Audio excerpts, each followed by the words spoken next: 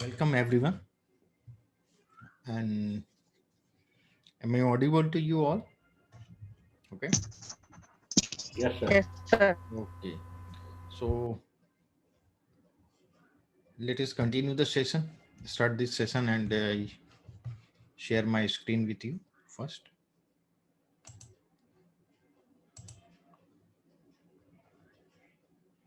Hmm.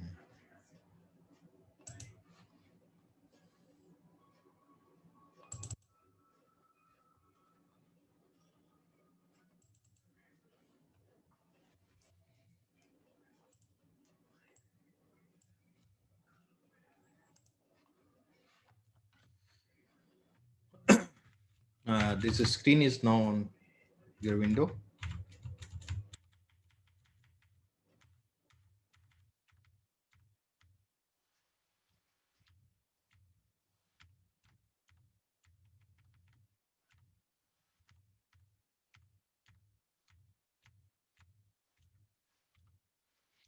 Now let me tell first what is standard error basically.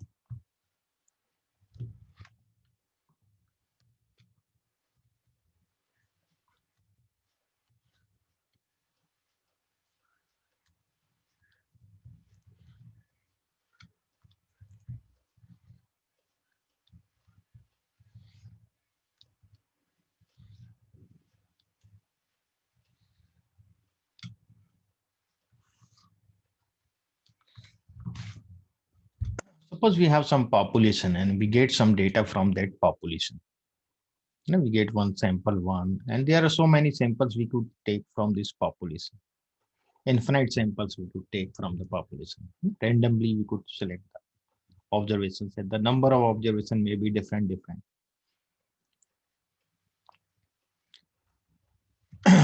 It is for the standard error I am talking about.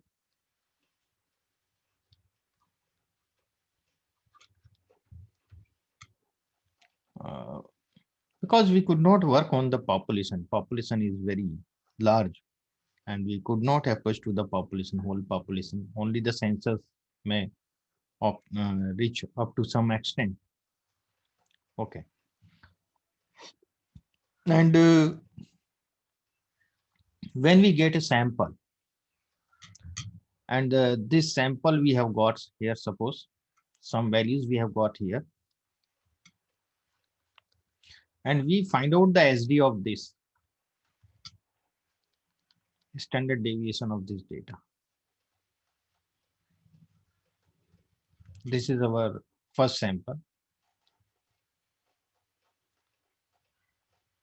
Okay. And what happens?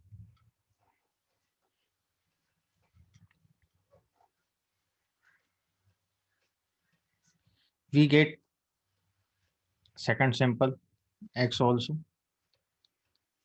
In this way, I am just telling you with these two. And here we get uh,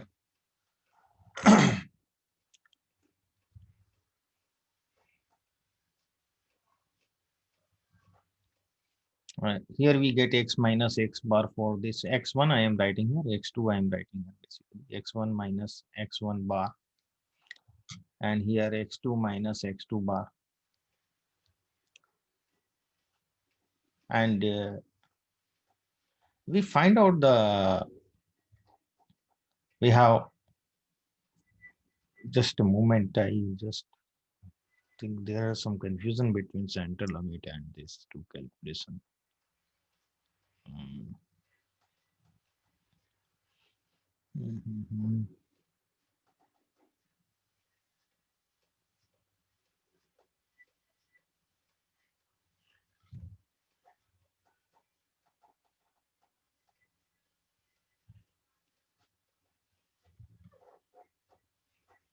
Mhm.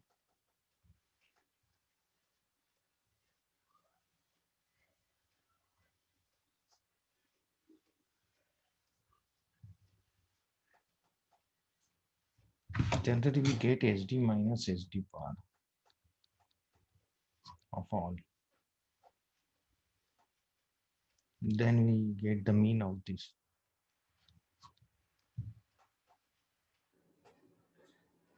Just a moment, I just look at this. Mhm. I have here in this, or I have put somewhere else. I just see a little bit confused here. Mhm. Just a moment. Maybe here also.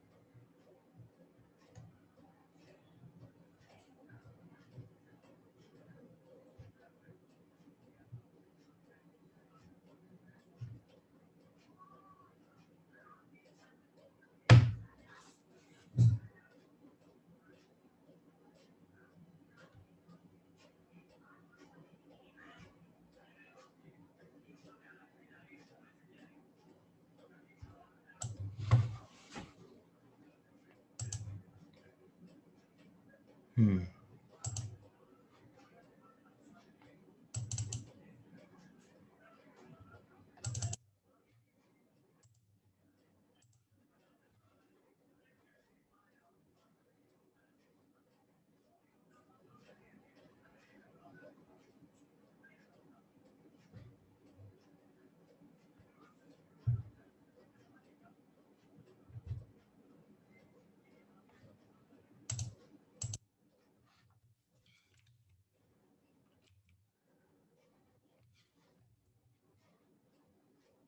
Mhm.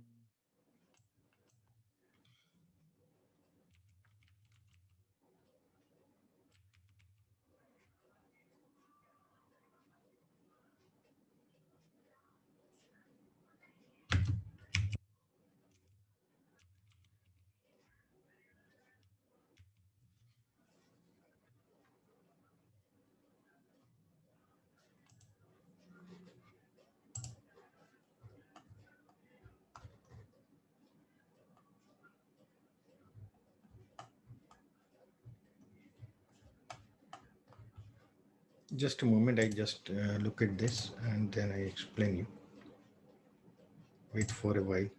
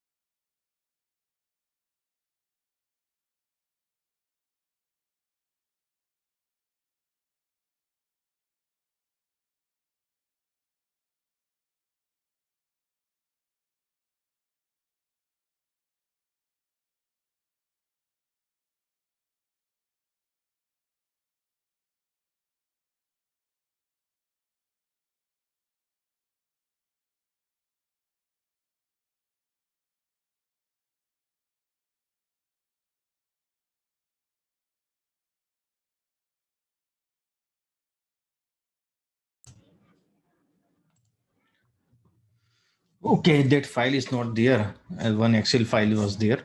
So I think that it has misplaced somewhere. So just we see what is the standard error.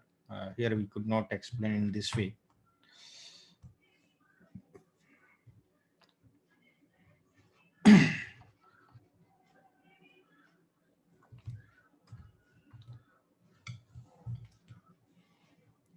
Uh, Basically, when we work with the population, and the population standard deviation is basically, we say it is a standard deviation. Some says that if we are working on a sample and sample standard deviation, they say that is a standard error. But uh, there is some contradiction. That is not a standard error.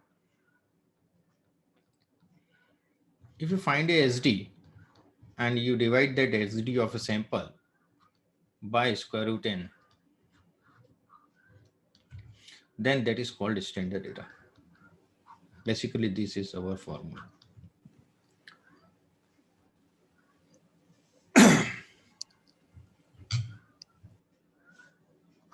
And uh,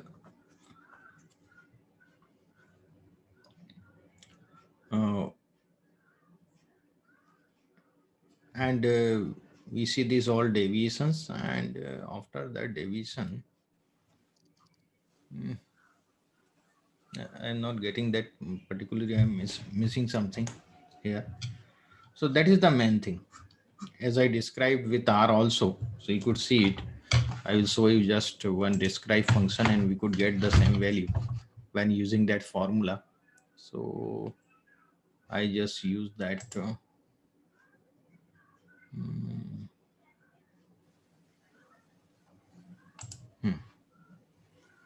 I use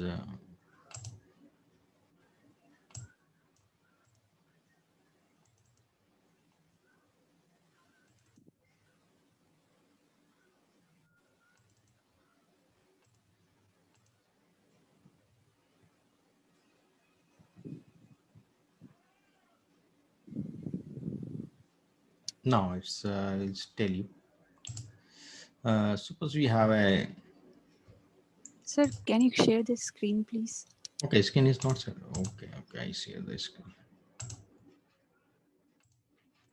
Okay, it's okay now. Yes, sir. We have a data like empty cast data. Everybody knows it. Okay, I'm take that empty cast data. This data default data set we have 32 observations, 11 variables, and I run a library site for using the describe function.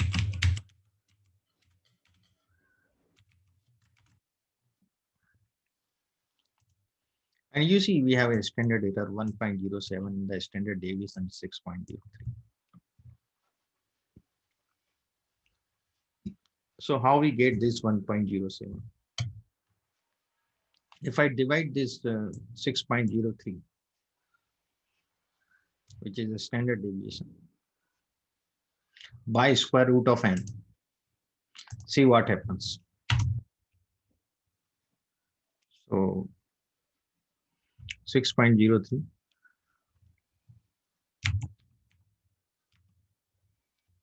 divided, sorry, divided by square root of 32. 32 observations we have. Okay, you know that. That is n. Now you see what I did. If I round it up to 2 decimal places,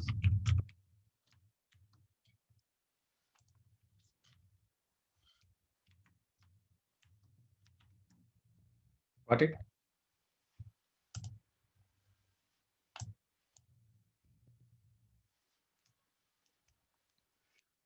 That is, in this way we could measure the standard error.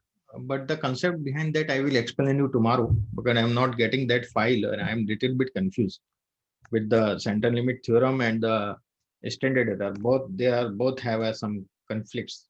And, so I will go through it today and then I will explain because there is some confusion in my mind.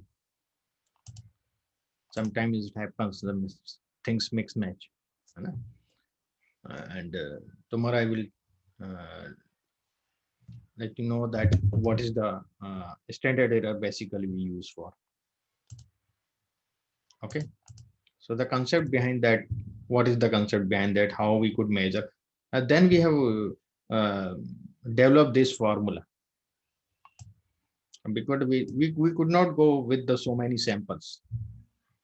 There are infinite samples we could take, and we find out. I think that we find out the deviation and where and the deviation mean, and then we find out the SD of SD.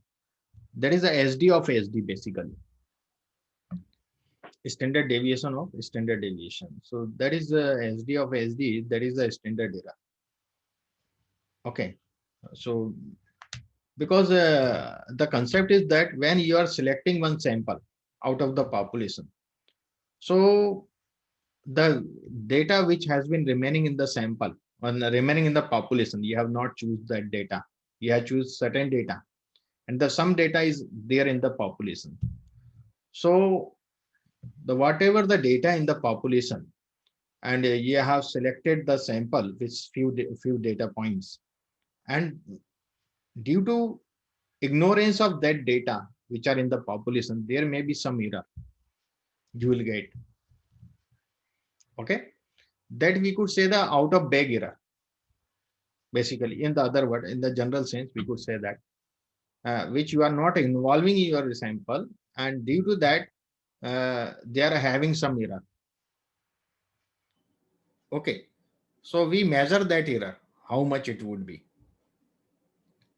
So that standard error, how we could measure. So we take the different samples and then we find out that thing. So I will explain you tomorrow in detail how we get this. Okay. So this is we don't take the infinite sample. So we have developed one formula. We first take the 6 point standard deviation when divided by square root of n. So we get that figure. That is the standard error we get. Okay. And now we proceed further for the with our presentations. In these presentations, I have given so many examples and everything. So we will not go in deep with all, and you have to work, practice this once, and you would be able to understand why we are using this. Nowadays, the G test nobody use in the programming language. We use mostly the T test. Because the automatically the algorithm with the high sample it changes in the programming language. Okay, the kurtosis changes as per the sample size. So there is no need to use the G test basically. We use the T test for the whatever the sample size you have in R. And I have given so many things here. So you read it and we work with R now.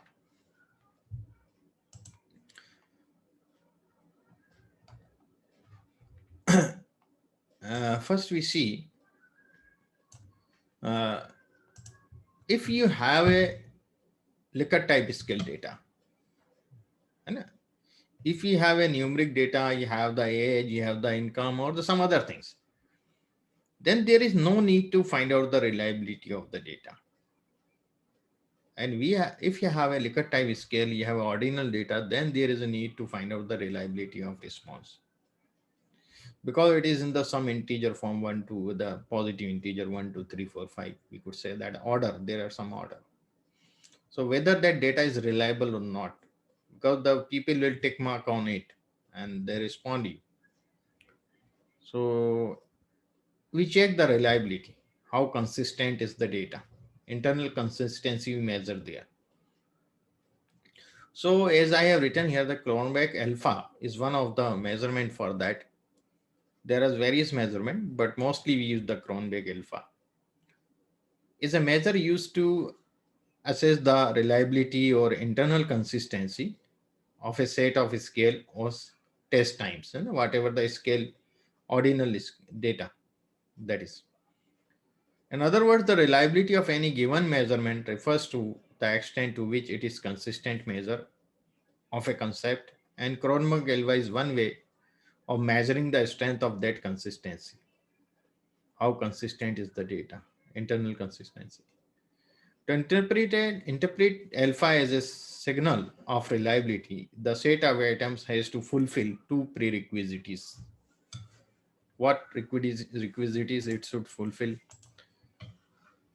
So they have to be measure of the same latent variable. And this is only one variable, homogeneity. Same latent variable means if we are working on the scale pre and post, so there also you have to use the different Cronberg alpha values. For the pre you have to use different, and the post you have to use different. If you are using different Likert type scales like 5 point and somewhere you are using 7 points, so you have to use the separate reliability measure for both. Does that make sense to you? If you have the 5 point scale but the scale is different, some is the agriness, some is the showing the importance, so you have to use the different reliability measure for each. Does that make sense to you? Yes, sir. And the factor loadings have to be the same. Together these assumptions are called the essential tau equivalence. Sir, Yeah. what is mostly preferred means even scaled or odd scaled? What? Like even scale or odd scale, which is preferred 5 point, 6 point. Odd scale is preferred mostly. Okay, sir. Okay. Now I have a data set. I have prepared the Likert data.csv, and I'll try to read here whether it is here or not. It is here, and we are getting one X column that is not required for me, R1, R2, R3. So I remove this. I want only this Likert type scale, 5 point Likert type scale 1 to 5. So where is that? This one. I remove this X variable, and then I see the structure. 60 observations and 10 variables we have. These are the items we have, 10 items. All are integer 1 to 5. Okay. And method 1 using library UMX. One this method we use sometimes, but I don't prefer this UMX library, because in this library you have to convert the data in matrix. So I run this in spite of that, but I suggest don't use this one. If I show you this matrix, it is a matrix now. It is not a data frame now. It is a 32 or the 60 by 10 matrix. Okay. Then I import that library UMX, and I find out the reliability covariance my matrix.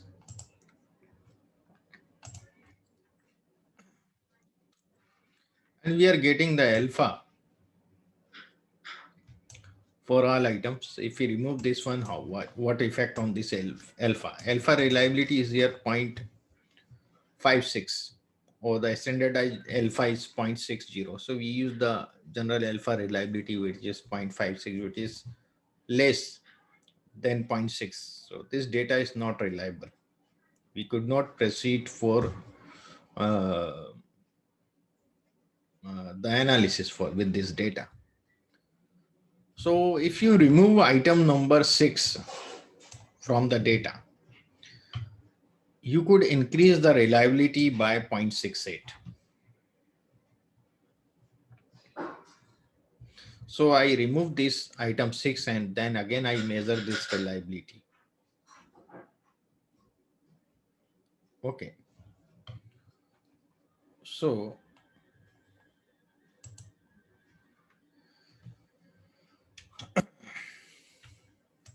in my mate, I could not do it that. There is a matrix. So what I will do, I will use that MD1. And MD1, I will remove that particular 6 variable L6. So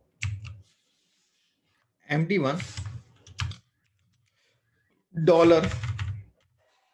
$6.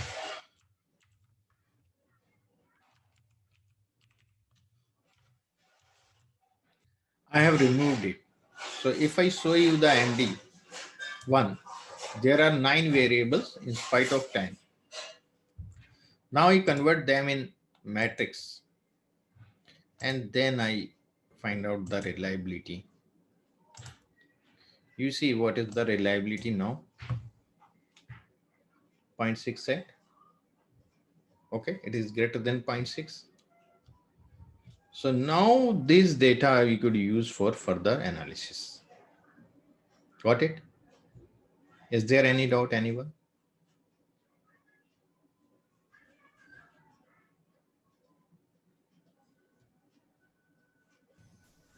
But Sir, the standardized alpha also change. if not alpha reliability is less than 0.6, then what happen? Then the data is not reliable. Then we cannot further analysis, sir. Yeah, we cannot further analysis that. Data is not reliable, then why you will do the analysis for that? Yeah. That is worthless now. Okay. So they have given this sort of things. So which variable you remove and you will improve the reliability of the data. Okay. This is the first Sir, method. but the standardized alpha also change. No, that is not much important. This alpha is only the important. Raw alpha. This is called the raw alpha basically. It is Sir, important. but if it is less than standardized, so it is not reliable. Here also it is less than the standardized alpha. Yeah. You see here also and here also. Both time.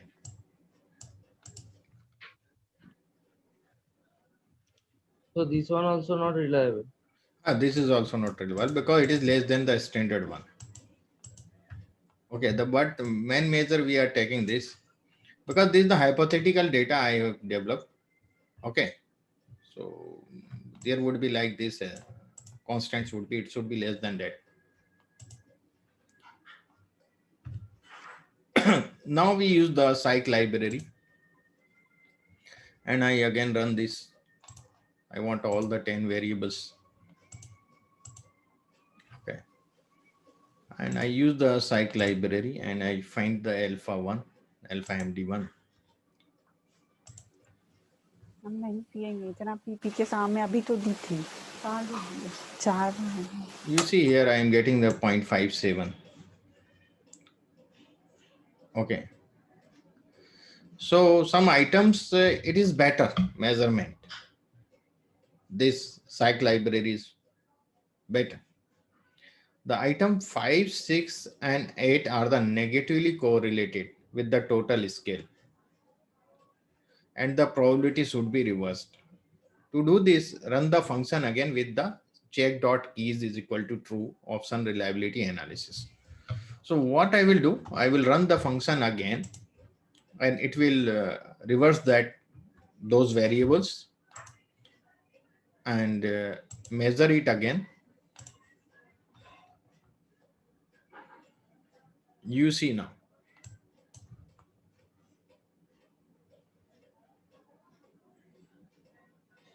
You are getting 0.8, 0.8. Okay. So this is a good measurement. And what we had to do, when we have measured in this way, we have reversed the order of few variables.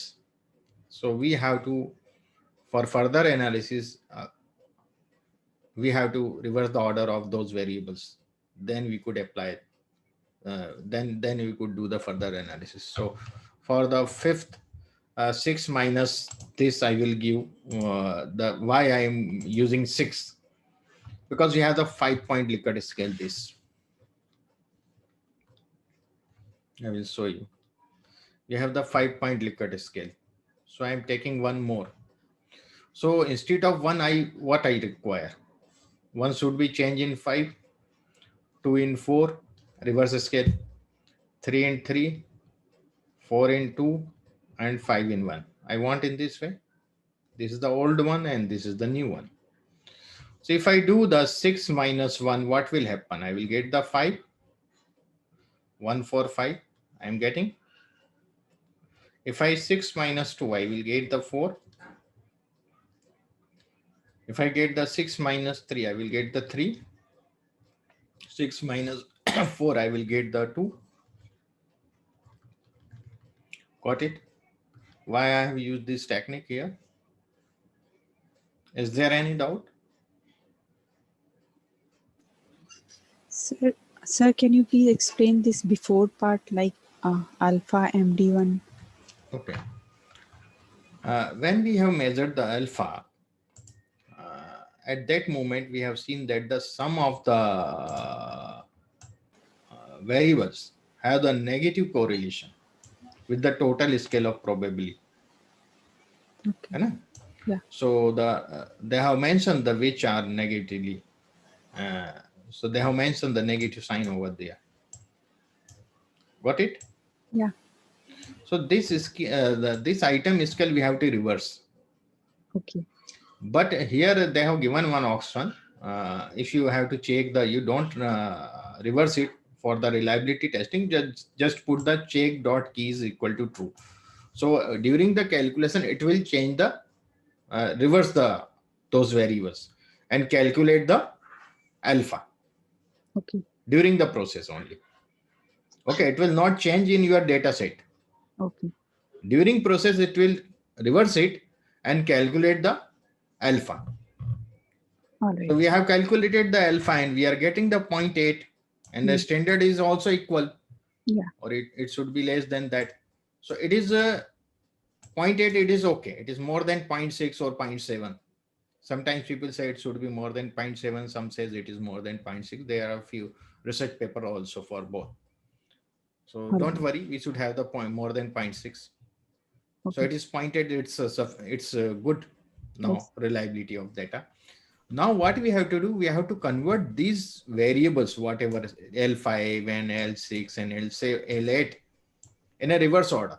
You have to change the order of this. Understand? Yes, sir. Sir, Yeah. it is the further analysis. It can also change or it can do in the original form, sir. Now this, when we are just put this check keys, it will change the order only for the calculation purpose. It will Yes, not sir. change. It will not change the order in your data set. Yes, sir. So now you have to change that order in the data set. Okay. So what we will do, we will change in this way. That's why I have written that formula. That the 6 minus and this I explained. 6 minus. Mhm. So all three we have converted, reordered, and a reverse order we have done. So this I have given. Got it? Yes. Yes, sir. So reliability, in this way we could do the reliability. If we have, now we see different sort of test. Okay. In the inferential analysis, what we do first? I just see, just to tell you more things here. Okay. Now I talk about the factor analysis. And when we have this sort of data, the ordinal data, then we find out sometimes we require the post factor, sometimes we have the prefactor. Prefactor previously decide that these items are belongs to this factor and this belongs to this factor. That is a prefactor analysis. And we already decided the question during creating a question paper. Questionnaire, sorry. Understand? But sometimes we have given the questions, and after getting the responses, we want to find out the factors. How many factors are there? And then we give some name to those factors. Understand? Okay. So we see it. Factor analysis is often referred to as a data reduction. And we reduce the data. We have 10 questions. We could make a 3 factors, 4 factors. So now we work on the factors. We will not work on questions or the items. We have reduced the size. Factor analysis is a correlational method used to find out describe the underlying factors driving data values for a large set of values. Factor analysis identifies correlations between and among variables to bind them into one underlying factor driving their values. So run a PCA to determine the number of factors. PCA, principal component analysis. And we see the correlation first. I am seeing the correlation MD1, and I have given the object name R. R is the basically we use for the correlation, and I will show you these correlations. So these are the correlation. So L1 and L1 would be 1 always, thus with same, but L1 with L2 is this much 0.5. L1 with L3 is this. L1 with L4 is in this way. So it is the correlation I have got of the all. And then I am making a principal component of R. And I see MD1 PCA. I do this. And I would like to see the summary of this. So I am getting this summary, the component 1 and the component 2. Sir, what is PCA? I mean, I'm not able to understand. This is the principal component analysis. It will come in detail in the predictive analysis part. Okay. Okay, here just I am before the factor analysis, I am just mentioning it. I am not go in detail here. Okay, sir. It is a part of factor analysis we use sometime, some portions. So it is a standard deviation of the first component, and component would be the different dimension we see it, the same data, first principal component, second principal component, in this way. The different angle we see that data. Okay, that is the basic concept behind that. Yeah.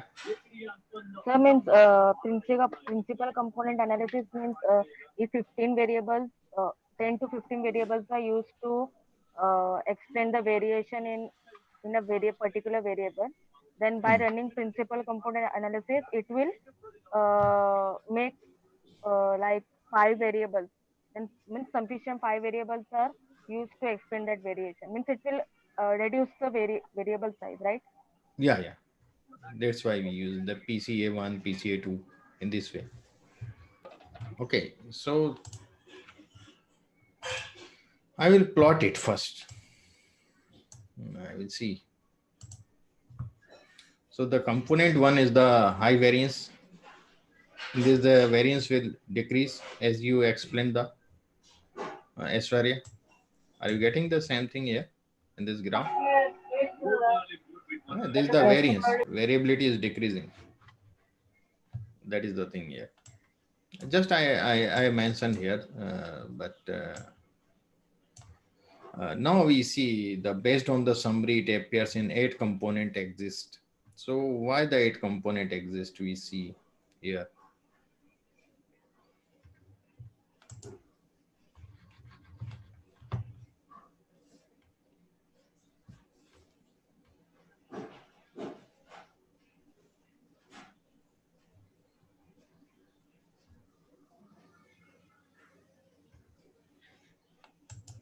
Point 0.59, 0.17, 0.09, 0.06, 0.03, 0.01, 0.01, 0.007.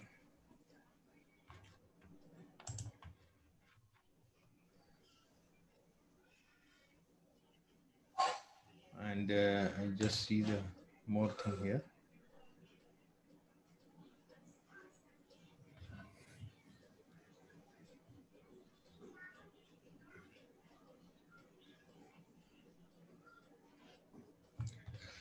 The cumulative proportion you see, this is one here, so we will not include this. We will include up to here the 8 factors. Maximum there may be 8 factors you could consider. So we are taking the MD1 8 factors. Rotation, there are various rotation. Varimix we are taking. Variable, maximum variable. Variance, sorry, maximum variance we are taking. And factor null is a function. And factor null 8 factors are too many for the 10 variables, it is saying. So we could change this. I think we should have the 3 or whatever. We could change it. Eigenvalues are also there, but I will not go in deep that way. So change this. This is the factor load. 0.557, 0.871, 0.902. Here it is the highest. So here you see these, and this. And here you see we are not getting here in the factor 3. Okay, it is the hypothetical data, but it is not giving the proper reflection. Sir, negative value indicates negative values. No, Factor load. it also factor load also indicate the negative value, but it is considered as positive one. So you have to reverse the scale. No, it is the for L4. It is for L4. We get both sort of value, negative and positive, in the factor load. Which one we have to take, sir? Because it's in three factors, right? If we take 3 the factors, L4, the highest the one factor, you will see the values here. Which one is highest? It will belong to that factor. So 0.557 and 0.48148. So which one is greater? 0.557. So the L1 will belong to factor 1. okay. L2 will belong to factor 1. There is no value here. L3 also belong to factor 1. L4 here is 0.760. It is 0.631. So the 0.760 is greater. So it will also belong to factor 1. But here you see this question here in this, the L5 will belong to factor 2. It is the highest, 0.758. Got it? Okay. Yes. And here this 0.5, this also belong to factor 2. And this one belong to factor 3. Okay. And this belong to factor 2. And this belong to factor 1. And this belong to factor 1. Got it? Sir, can Yeah. you please tell what is the main principle for doing this factor analysis? Like we have to do for reduction of data. Like how does it do? Principle behind that? What is that? It check the internal consistency in the data. Okay. And as per that, it see the which are the more correlated to each other. Okay. Which variables L1 and L2 are more correlated to each other. So it will merge them together. Okay. Okay, so that is the concept behind that. So it belongs to one factor. So as per that, which we measure the factor load. These are called the factor load. Okay. So you see the factor load here, here, and here. So it is the highest is here. So it will belongs to this factors. Yeah. So in that way we do it. Okay, sir. Okay. I'm not going in very deep because the factor analysis is not a chapter of one day. Okay. So I'm just showing you how we could calculate it. Okay. Now we see the various tests. The first we see the single sample t-test. Single sample t-test one, we have the population parameter. Okay. And one we have the sample statistics. So I explain you. First, I'm going to change this working directory. And this is my working directory now. And I read one data set from there, the wine equality white.csv, white wine data set I have. And the separator is semicolon. So I will use the separator as semicolon. I explained you earlier about the separator. And I will show you this wine data. What is here? They have given the ingredients, whatever the properties in the wine or the components, basically. So the fixed acidity, how much, volatile acidity is there, citric acid, residual sugar, chlorides, sorry, and the free sulfur dioxide, total sulfur dioxide, density and pH value, sulfates, alcohol, and the quality of the wine. This is the alcohol percentage. So they have given these all things. And the excise department come and the government had decided for the fixed acidity, there should be the fixed acidity in the batch 6.10. This is the government's parameter. Understand? For the fixed acidity, as we have seen, we have the different, for the fixed acidity, there should be 6. I explain you 10 approx. This is the population parameter. The parameter is fixed by the government. Understand? And we have a sample. Yeah. Mu is the mean. Mean of mean given by the government has given. The mean should be like 6.10. Okay, that's mu. Okay. That is a mu. Mu is the mean. Mu. Population mean. That is the government fixed some parameter for the fixed acidity. And the sample mean should be like this, equal to 6.10. But there may be some difference because it is the fermentation process in the wine. It is not like our whiskey and these all things what we develop. We use some essence and they develop here. But there in the foreign countries, in the wine, you see that is the fermentation, whatever the process they use for that. So it will not be a fixed measurement of the 6.10. It may be different from this, near or maybe more different. So they have to check whether this batch is to be reject or it should be passed for the, understand? Yes, sir. Yes. So we are checking, we have this sample and we are checking this, we have this fixed acidities, we have different drums, big drums in a few liters or whatever is there, and whatever they have the quantity measure. So they take the sample from the each drum and they have measured the fixed acidity. They have big stock of we could say that wine quality. If I show you the data, there are 4,898 observations. So this much drums are there. So they have taken the samples from it, every drum, and then they have measured the fixed acidity. And this is a one big batch they have produced, and the excise department came and excise department has to check it and has to reject or pass whatever is per the government criteria. So we find out the mean of this all and we see the difference. So here we don't have to measure the mean of, because the t-test will do automatically the mean of, measure the mean of it internally. So wine quality dollar fixed acidity we will write. Wine quality is the data set, and after dollar we write down the variable name, and the mu is the population parameter, and we do the t-test.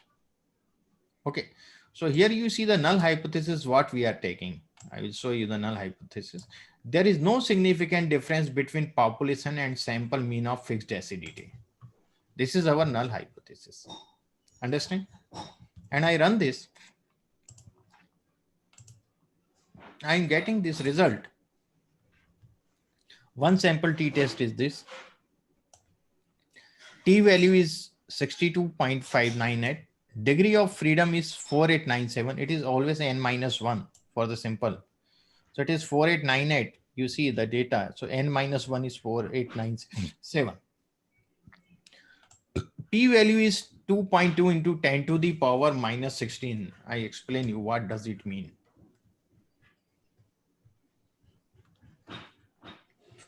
2.2 e for 10 to the power minus 16. It means 2.2 over 10 to the power 16.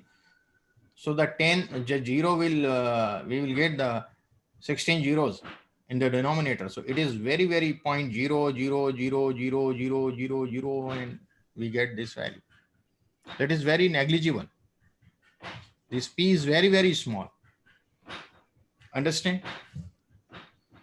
So the p is less than 0.01 also. It is less than 0.5, 0.05, it's okay. It is also less than 0.01. So our null hypothesis has been rejected, that there is no significant difference in the sample fixed acidity and parameter, this mu. You see the mean of X is here. The sample mean is 6.85, which is very greater than this 6.10. And this interval is given at the 95%. If you have to perform this test at 99% confidence level, the other things remain same. These all things will remain same. Only this interval will change. Does that make sense to everyone? And Yes, sir. And one more thing, alternative hypothesis, true mean is not equal to 6.1. So true mean is the actual mean, what we have measured. Okay. So true mean is not equal to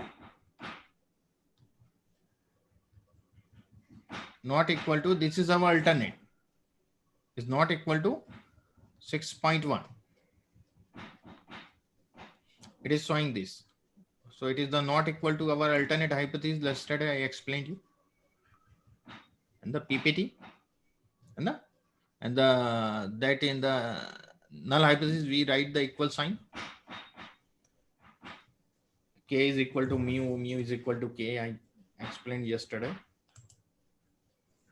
Okay.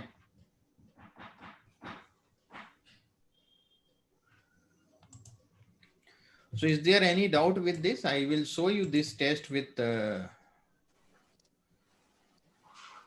Sir, there is a confidence interval. So why two values are there? 6.8311 this is the and lower side. This is the in the curve if you see. okay. So it is the confidence interval. I will like this. This is curve. No? One is here and one is here. It is the 6.8. All right. 6.87. Okay. Yes, sir.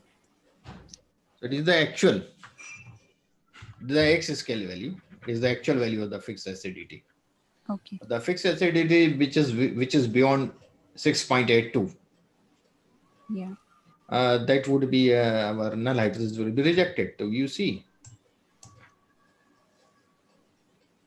it is the mean. Mean is basically in between. Okay, but the fixed acidity which is more than that, it would be rejected. So that is in that way. Okay. This is the critical way. This is on the X scale. All right. Sometimes we write these also in the table. Okay. Sir. Now, if you have to find out it on 99% confidence level, this interval will change only. So I just write the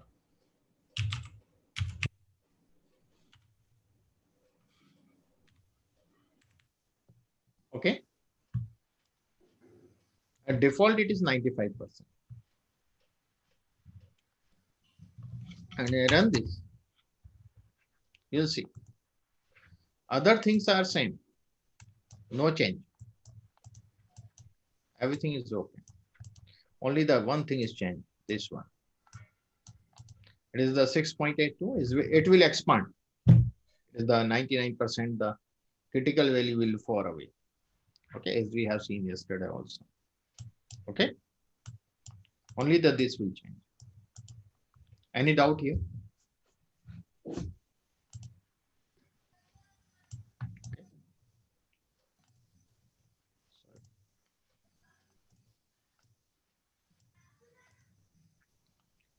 Now,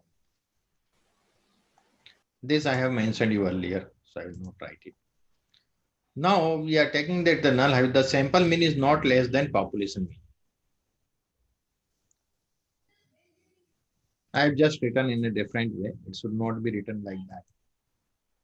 It is the alternate hypothesis I have written here, left tail. The sample mean is less than population mean.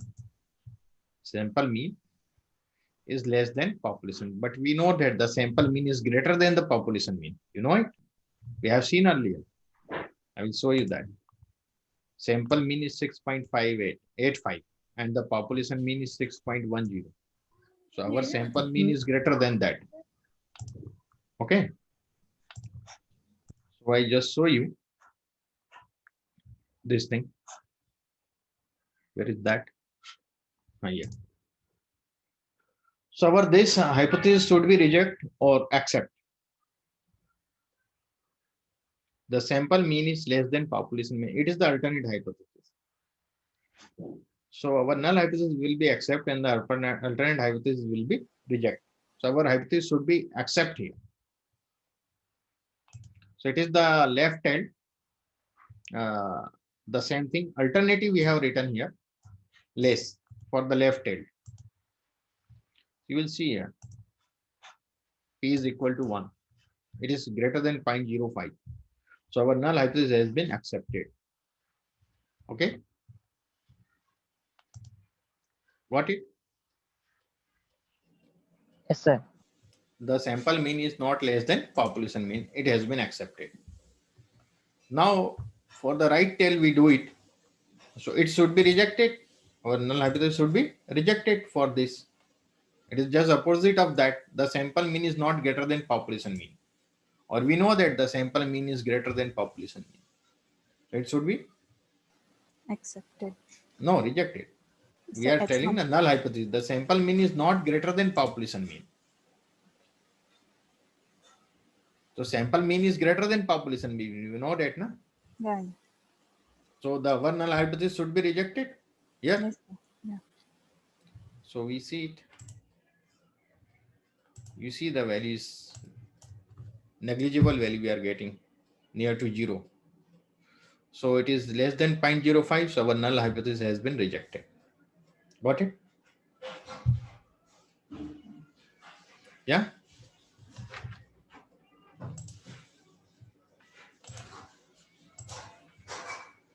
It was all about the one tail test. You could also add for the 99%, right? The confidence dot level equal to 0.99. And in this way, you could use that attribute. Now I am reading some more data set, which is the HSB 2.7b data. I run it. Okay, I have to run this one first. This library, then I could read it.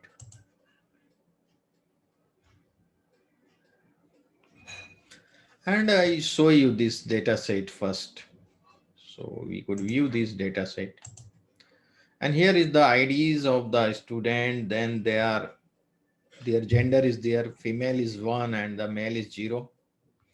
Race is there. As in India, we see that there is a caste system. In the foreign countries, there is a race. Race is there. They have given 1, 2, 3, 4 according to race. SE is the socioeconomic status of the student family. School type, from which school he is, the school, what is the school type, 1 and 2 in this way. Program, in which program he has taken the admission. And this is the reading, his reading performance and the writing performance marks, and the maths and science and the social science marks are there. Does that make sense to everyone? Is there any doubt in this data set? Yeah. No doubt. No, sir. Okay. So we see we are taking one null hypothesis that there is no significant difference in writing and reading skills of the student. So we are taking it is the 2 samples we are taking. One is the writing and another is the reading. There is no population parameter we have. Understand? we have two variables, reading and writing, and we are comparing them. There is no significant difference in reading and writing skills of the student. Understand? Or these are the dependent. Dependent means the peer t-test we have. Peer the same student writing and the same student reading skill we are comparing. Got it? Yes, sir. So we write the t-test, the function name is same, t.test, first variable, then second variable, and paired because it is a peer t-test, and same students we are taking it. In the before after we also use this peer t-test. In the psychology, if you are providing some what we say them treatment, you are providing some treatment, whatever. So we run it.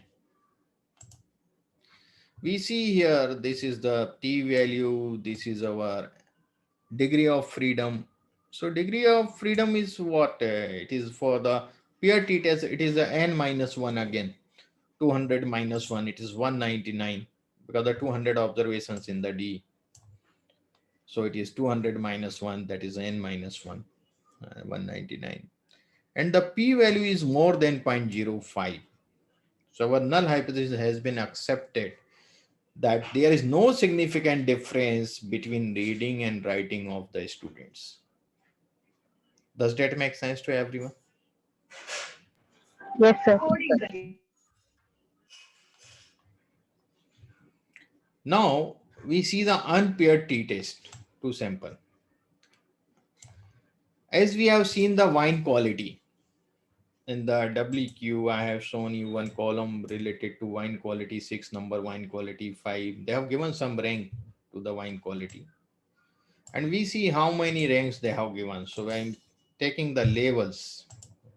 So labels will be null because it is not a factor, it is a character. So I will get these are the unique values 1, 2, 3, 4, 5, 6, 7 levels they have given. They will start from 3 and end at 9. 3, 4, 5, 6, 7, 8, 9. These levels they have given. And we want to know that the alcohol percentage are significantly different between wine quality 3 and wine quality 9. But this wine quality we have in only one column. And we are, as per the wine quality, we are checking the alcohol percentage is same or not in the quality 3 and quality 9. So first of all, we have to separate the data for the wine quality 3 and the wine quality 9. We have to separate it. Now I'm taking the null hypothesis as per this statement, their problem. There is no significant difference in alcohol percent between wine quality 3 and wine quality 9. This is my null hypothesis. So I will see the wine quality table. So I will get the 3 wine quality. There are 20 observations, 4 wine quality, 163, 5 wine quality, 1, and in this way I am getting it. So I have to compare in the 3 and 9. So in the 3 there are only 20 observations I have. In the 9 I have only 5 observations. So number of observations are different. So it is not a paired test. It is a different quality. It is not a paired test basically. It is an unpaired. Okay. So first I separate the wine quality 3 and the wine quality 9 data set. I will separate it.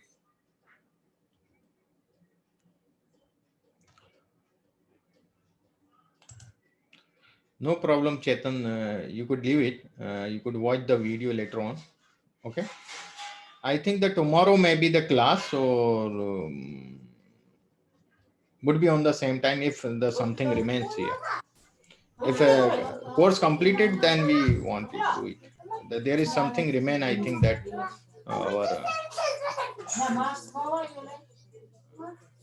that is not much important, but central limit theorem and these all. But we think that we'll write on that our WhatsApp group. So, okay. So we are taking the alcohol underscore quality 3. So wine quality alcohol, this is our variable. and the data set, wine quality equal to 3 we want in this, and wine quality equal to we want in this. So we are making a separate independent variable for this. This is not in data set. It is a separate we are making because the number of observations are different. It could not adjust in that data frame. So I'm making it. I will show you. So you will see the 3, we have the 20 observations. So we'll get this 20 observations, and we are getting the alcohol percentage this for the wine quality 3. And here we are getting the alcohol percentage of the 5 items in 9. So you see, got it? So if I show the length is the 20 and 5, you already know, I'm just checking it. And I have written 1, there is no significant difference in the variance of both. This is my null hypothesis. And I check the variance in both variance test. So you see it is there is no variance. There is no significant difference in the variance. So the variance are same. True ratio of variance is not equal to 1. This is our null ternary hypothesis is not equal to. So true ratio of variance is equal to 1. It means variance of wine quality 3 is equal to variance of wine quality 9. Variance are equal. If the variance are equal, I have explained to you that we have to switch to non-parametric test. If the spreadness is same. Yesterday, I explained that. Got it? Yes, sir. But here in the t-test, we have some adjustment in the R. There is an algorithm automatically change when you write the variance dot equal to true. If I write this, the algorithm will change and the measure in a different way that test, do the test, perform in some different way, use some other logic to perform it, some other technique. So first I will check it. If the variance is equal, then I have to mention variance dot equal to true. Okay. I will write it and I will run it. So if it is unpaired, don't write the unpaired. If there is paired data, then paired equal to true is compulsory, as we have mentioned earlier here. If it is not paired, don't write. Okay, automatically it is in default. So this value is 0.005246 and the degree of freedom is 23. Why it is 23? In the wine quality 3, we have 20 observations. In wine quality 9, we have 5 observations. So we have 25 observations. So it is basically N1 plus N2 minus 2. N1 plus N2 minus, N1 minus 1 plus N2 minus 1. So it is N1 plus N2 minus 2. So N1 plus N2 is 25. 25 minus 2 is 23. Got it? Is it correct now? Yes, sir. So there is no significant difference in the no, sorry, it is less than 0.005. Sorry, it is less than 0.05. So there is significant difference in the alcohol percentage of the quality 3 and quality 9. Does that make sense to everyone? There is a alcohol percentage difference in the quality 3 wine and the quality 9 wine. Does that make sense to everyone? Sir, in Yes, the sir. number of samples in each group is not very less, right? Once one group is 20 and another group is 5. Yeah. This is Is this test is valid? Yeah, here we are hypothetically we are taking this. Yeah, the wine quality data. It should be more than 16, 15. 16. It should be at least 16. But hypothetically we are taking it. Okay.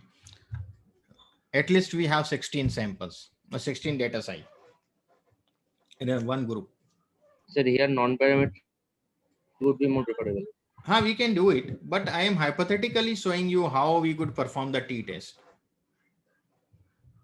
That's why this is not a real, we are doing something on that. Got it? Yes.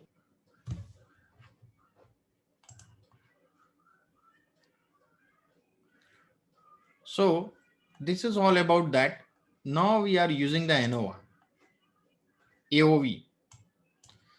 And the alcohol is our numeric variable. And tilde we will use here instead of comma. And the factor quality. Quality is, you know that the quality variable is a character format. So, but in ANOVA we require that in factor. So we write here factor, or otherwise you could change in the data frame, convert them in factor, and then you don't have to write here factor. But here I don't want to convert in the data frame, just write here factor, so it will treat it as a factor for this calculation. And the data is wine quality. And this is the model I am writing here, fit name, and because I will require the summary of this, and I will just run it, and I will show you the summary of fit. So you use the degree of freedom is 6, and the residual degree of freedom is 6891. The sum of square is 1631 and 5786, and the mean is square they have given, the f value they have given, and this is the p value finally we have got, which is very, very near to 0. So it means there is significant difference in the wine quality, in the various wine quality. It is the various wine quality, but I don't prefer ANOVA. Why? If there is significant difference in one group, only in one group, there are seven. We have the wine quality. I will show you.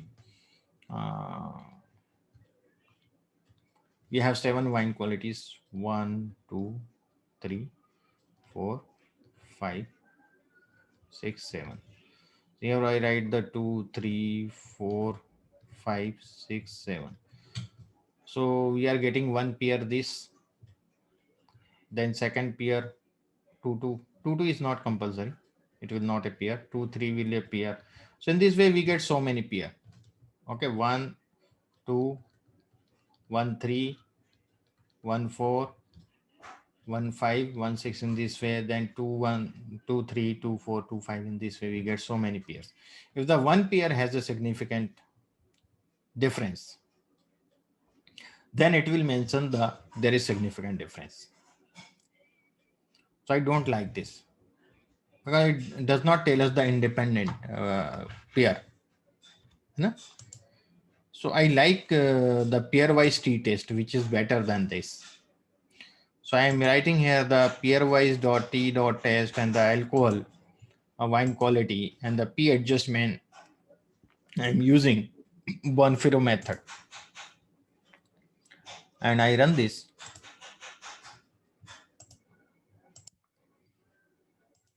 This is better.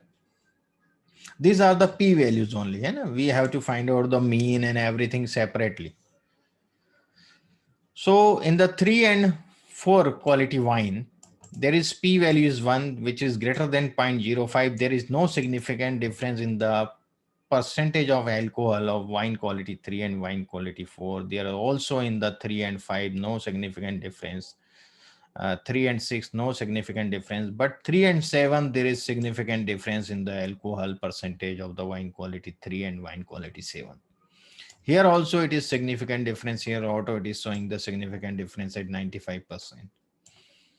And the 4 and 5, there is significant difference. 4 and 6, significant difference. And everywhere you see there is significant difference with the 4, with the upper quality wines. Okay. Sir, Yeah. so why are there blank values? We are taking only one triangle. It would be the same now. If you see the 4 and 5, so you are getting the 4 and 5 here also. Okay, okay. So one triangle we are taking, the lower triangle. Not compulsory to take both the triangles. So in this way, you are getting the independently the pair wise, which are significant difference, or there is no significant difference. So this test I prefer better than ANOVA. Understand? Sir, what is the adjustment? Adjustment is what method you are using for the p-value. So there is a very different method. The Bonferroni we use mostly. He has developed some method. So I will not go in that depth. You could search this thing on the internet also. So mostly we use the Bonferroni method. Okay. If I have to explain, I have to explain the whole things with the formula and everything. So this method we are using here. We have the different, you could write here also, you could search it. I will show you. You write somewhere.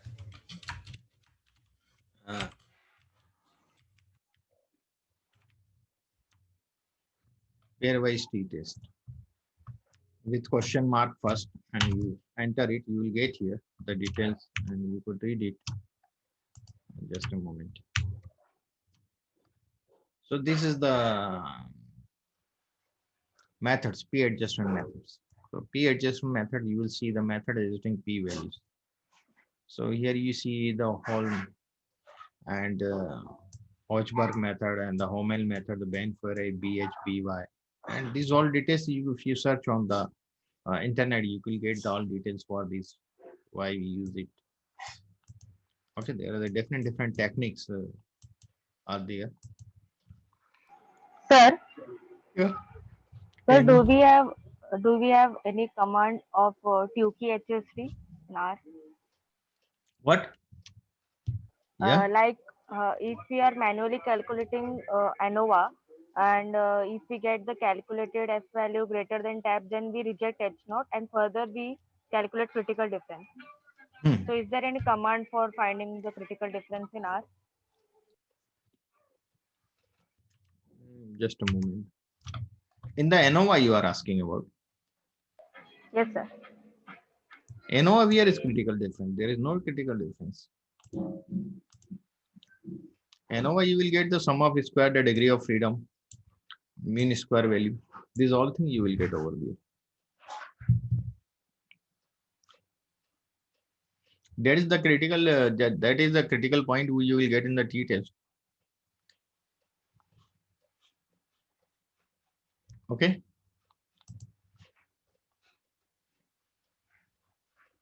Now test for the categorical data. As we know that school data I explained you, this ID, gender, race, and this all. So we see the table of race. So we see the first race, there are 24 observation, 11, 20, and 145. And I just make a bar plot if you like, we could make it. This is the bar plot. And the pop dot table. If I see the proportion you, it is the proportion of the race. And the government has set some norm for the race in admission in a school. 10% should be from the first race, and 30% from the second race, and 10% from the third race, and 50% from the fourth race. So we have to see in our school that probability distribution is followed or not. We are using the chi-square test. It is comparing, it is the test for goodness of fit. Goodness of fit. This is fitting in this probability distribution or not. Does that make sense to everyone? Yes, sir. So we are doing this, and we see that the p-value is very less. Very less. So there is no significant difference in actual and proposed distribution. So there is significant difference in proposed and actual distribution, it means. Okay. As you see in this I shown you that you see here it is okay. It is near about 0.1 and our actual is 0.12. Okay. But it is the 30%, it is the 0.05. It is very, very different. Too much difference. It is okay, 0.1 and 0.1. But here also see the 0.5, it is the 0.725. So there is significant difference or not? You are getting the significant difference? Okay. It also shows this thing. Now we see one another. There is no significant relation in socio-economic status and gender. So here we are doing the test of independence in the chi-square.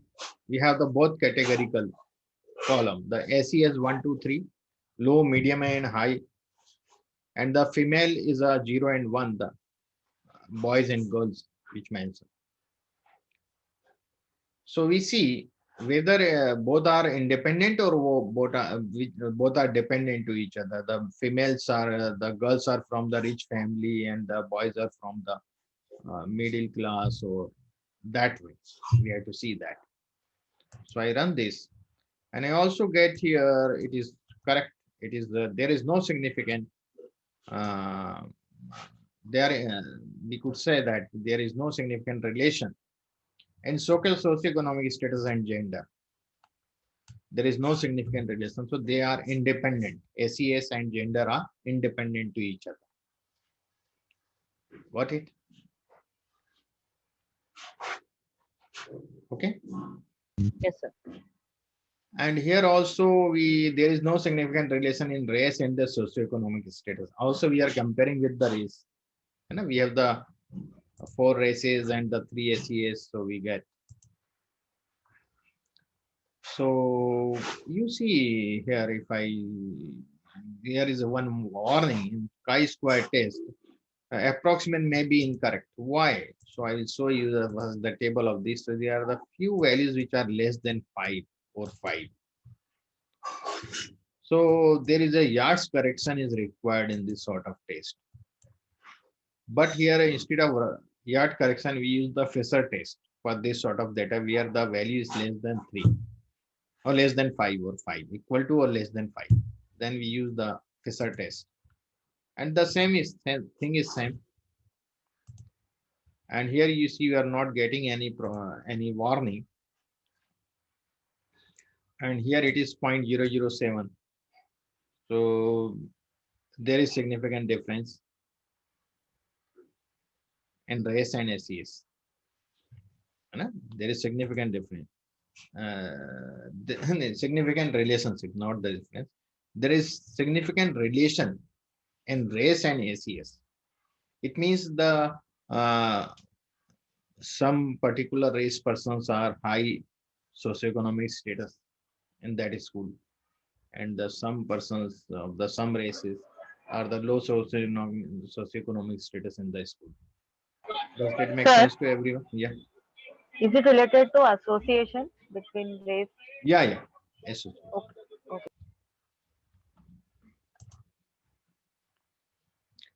Now we talk about the normality test. And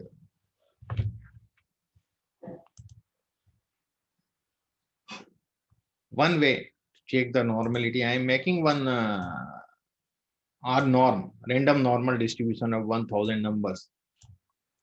And I make a histogram of this. So it is, you see, it is a normal.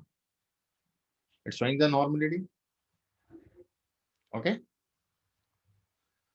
And I use the library psych and see the skewness is 0.06 something. It is very, very near to 0. If it is between minus 0.5 and 0.5, so it is assume it is a normal. So this is normal. I am making one set 9 and using the R-unif uniform distribution of 400 observation. And if I make a histogram of this, so this is the uniform distribution, the frequency is almost equal of all. If I test the Frio test, that is the test for the normality, and I run it. So you see it is p value is very, very less, 0.05. Okay. And if I this use for the Z, which is a normal, so it is 0.1. So it means that our value is greater than 0.05, then it is a normal. The normality test, if your value is greater than 0.05, then your data is normal. Okay, similarly, I have taken one beta distribution and I take, so that is not normal. Okay. So this is the normality test, or we could install a package Northeast and the library Northeast, we could add test. So this is also, we are using on the Y. If we use on the Z, this, so you get the 0.30, so it is normal. The Anderson-Darling normality test, AD test. We could use the QQ norm, we could see it. So you see, this is the QQ norm, normality test for X, and it is not normal because the most of the points is not lie on this line. Y also is not normal, but Z, which was the first one, you see, it is normal, almost normal. Okay, so this is also a way to check the normality, normal QQ plot, quartile plot, quantile.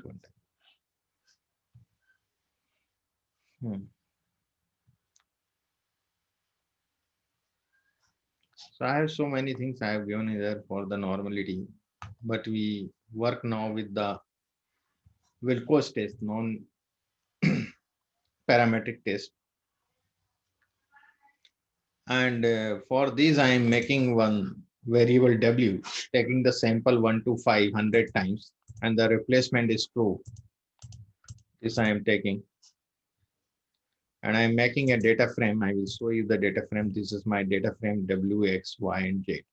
This is the 5-point Likert type scales I have used for 100 observations I have, and the 4 variables I have. And if I show you the Wilcox test, I am applying on the Z and W, whether the Z and W are the two questions they have asked about something, and there is no significant difference in the opinion about the Z and W of the persons we want to ask. So we see that there is 0.32, there is no significant difference in the opinion of the person regarding W and Z. And if I use the ANOVA, like ANOVA, I want to compare all a W, X, Y, Z opinion of the persons. I will use the Kruskal-Wallis test instead of ANOVA. And here you will get it, it is all again 0.17, so there is no significant difference in the opinion of the persons. Okay. And in the Kruskal-Wallis test, we could not select the variable, we have to use the whole data frame.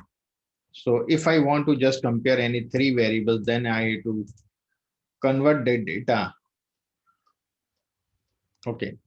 So I am D1, I am changing, I am selecting only 3. I am not using the X here. So I will the D2 function select W, Y, Z. So I have only 3 variables in the D1. I have to run the library first. There are the 3 variables. In the Kruskal-Wallis, I am doing for the 3 questions. So there is 0.43, there is no significant difference. Okay. So this is all about that. Now I will tell you more about a few things about this is the somebody asked me about the correlation plot, core plot. So I just mentioned here the core plot. So it is the visualization basically somebody asked me, so I have prepared here the mileage cylinder, and these all things I have explained here. Okay. So this is all about the test that the inferential analysis we could perform in this way.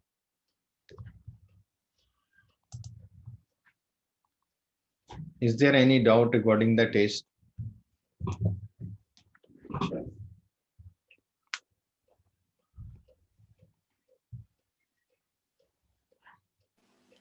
Sir, Yeah. sir, can you say like which test when we can use like ANOVA or Kruskal or something, like any shortcut is not there, like by seeing the data or p-value we can decide if this then this, or parametric or non-parametric. If parametric, then which all. If we have the Likert type scale, as I mentioned in the last one, Wilcox test, we have applied only on the Likert type scale. Hmm. Okay. Yeah. And if you have a numeric data, mostly the normally distributed, so we apply the parametric test mostly with the numeric data. Okay. Okay, mostly because if you have a choice of the parametric and the non-parametric both for some particular type of data, then we would like to prefer the parametric. The reason is that the parametric test is more powerful than the non-parametric test. Okay. Okay. So that's the reason behind it. And so when do we use ANOVA, ANOVA 1, ANOVA 2? ANOVA is basically we have so many, as we have seen the wine quality, we have the various categories in the wine quality. Yeah. And we are comparing that wine quality with some other numeric variable, that was the alcohol. Okay. Or we want to see we are finding out the alcohol percentage difference in the various wine quality. All right. You know, whether they are significant difference or not. So at that moment, we are using the ANOVA. But I feel better to use the pairwise t-test instead of ANOVA. All right, sir. If I have explained you what is the demerits of the ANOVA. Yes, sir. You know? Yeah. Okay, sir. Okay. Sir, the various tests you have shown, right? It's all Yeah. in the default base or package, or you have to install separate package for it? What? Yes, sir. So the various tests you have shown, right? Yeah. We have to install a specific package for it, or it will be there in the base R package. Base R package, it is all. Very few. I will share this script also with you. Only for the normality test, we have used some library. Otherwise, for the t test and the ANOVA and our this Kruskal values, there is no need of any library. This is the R base. R base you could apply for most of the test. Yes, anyone else?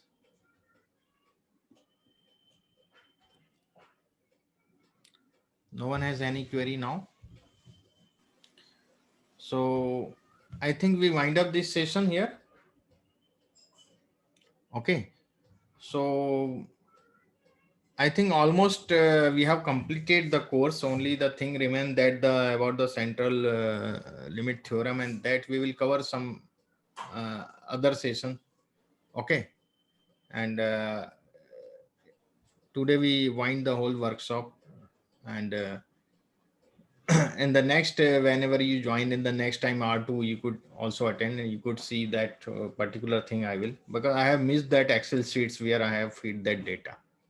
So sometimes we get some confusion because the long time if you don't teach something, then you get some confusions. Okay. So the next week, I think the R2 is again starting from, it is from 5 to 7. I think that R2. No, sir. The link will be same or it will be different, sir? The same link will be same for the R2. Okay.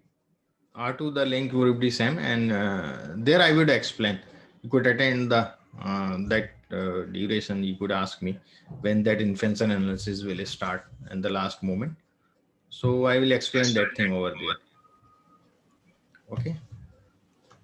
So thank you, everyone. Thank you, sir. Thank you, sir. Thank you, sir. Thank you, sir. Thank you, sir. Okay, thanks. So tomorrow we are having class? No. We are winding it up because that I will explain the next workshop. You could attend at the last class Okay, or the sir. in between the works. Attending the workshop is free R2 basically. Yeah. So don't worry. I will explain over there. Okay, sir. So tomorrow is a Sunday. Enjoy it. Yes. Sir, Thank you please so give a much. message, sir. Please give a message on that day so that we can come. Yeah. In WhatsApp group, give a message. Yeah. In the WhatsApp group, I will give the message for that. So you could attend that because I have some confusion with. So I'm not explaining that thing. Okay. I want to give the right knowledge. Okay. So that's the reason. No issue, sir. Okay. Thank you, sir. Okay. Thank Thanks you. everyone. Thanks. Yeah, thank you, sir. Thank you. Thanks, sir. Thank you.